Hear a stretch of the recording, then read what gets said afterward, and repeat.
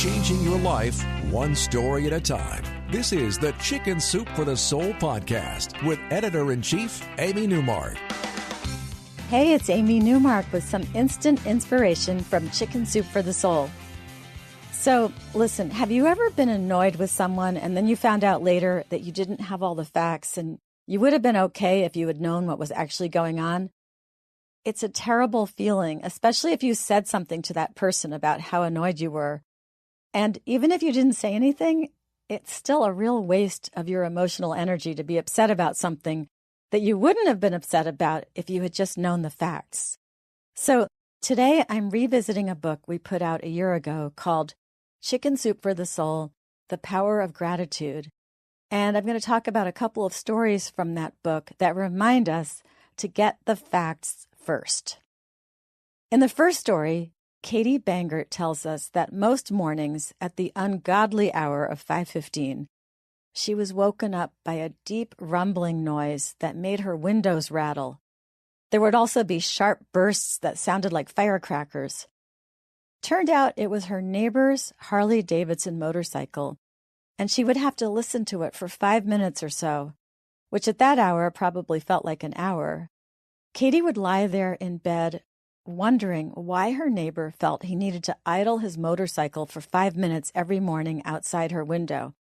She imagined him starting up his motorcycle and then going inside to make a cup of coffee in a travel mug before he came back out to ride that noisy thing away.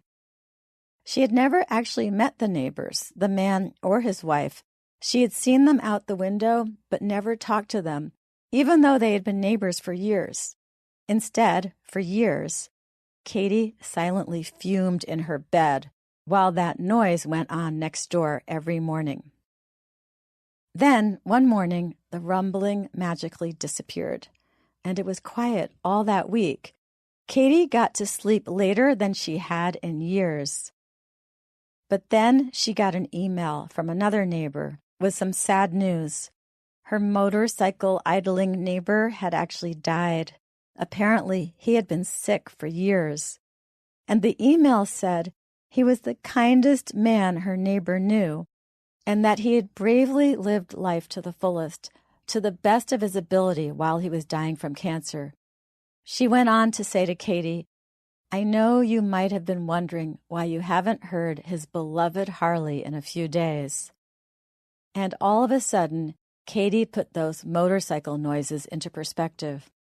Her neighbor had loved his motorcycle, and he got joy from it, joy that probably helped him persevere as he got sicker. And he had been fighting a battle that she knew nothing about because she had never bothered to meet him. She was so glad that she had never sent him the angry letter that she had composed in her head. She had done research on the town noise regulations, and she was all set to send him her letter. Now she found herself feeling grateful that her neighbor had that beloved Harley and that he had enjoyed it as much as he did. And she really regretted that she had never reached out to her neighbors before it was too late. It's interesting. I have neighbors who often violate our neighborhood rules as to where they should have their guests park, and they often end up parking in such a way that it's hard to get past them on the road.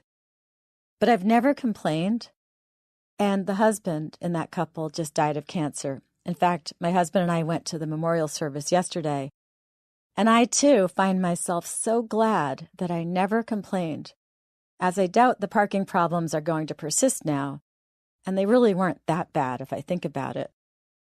Katie concluded her story about her neighbor saying, "We all have our own struggles, frustrations, and issues. I know my own, but it is likely I will never know the battles of people I see every day. I can choose to be provoked by circumstance or look deeper and change my perspective. What appears on the surface as simply an annoying situation, an angry person in line or someone who cuts me off in traffic, could very well be a person fighting for his life. Now, Katie says, when a motorcycle rumbles past her as she drives, her kids cover their ears against the loud noise, but Katie just smiles. She's actually developed a fondness for loud Harley-Davidsons. For her, they're a reminder that things aren't always as they seem. The Chicken Soup for the Soul podcast continues straight ahead. Chicken Soup for the Soul celebrates your pets and the power of the human-animal bond. I'm Robin Ganzert, CEO of American Humane and host of the new podcast from Chicken Soup for the Soul, Loving Animals. Every week, I'm joined by celebrities and other special guests who share a passion for spreading care, hope, and compassion for the world's unique species. You'll hear inspiring stories of animal rescue and rehab, plus the latest trends in animal welfare. Chicken Soup for the Soul presents Loving Animals with me, Robin Ganzert. Available on Apple Podcast, Google Play, or anywhere you download your favorite podcast. Welcome back. In another story from Chicken Soup for the Soul, The Power of Gratitude, Johnny Wessler tells us his own story about learning the facts after the fact. In his case, he was the manager of a restaurant, and he was having trouble with one of his employees. It was a woman named Jeanette. She was a great worker. She had a great sense of humor. She was a real asset to the restaurant. Everybody loved her, except she had one problem. She could not make it to work on time. She had recently given birth to her third child, and she also had a medical problem.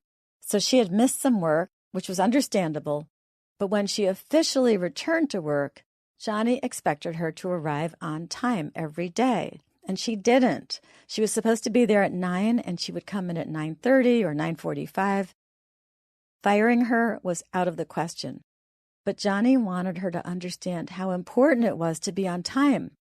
He gave her a lot of warnings, and each time she would be good for a while, and then she'd be back to being late every day. Johnny got so fed up, he started docking her pay when she was late. And that didn't help, so then he sat her down and he said that he was going to reduce her hourly rate to minimum wage, which would be about a 50% pay cut for her.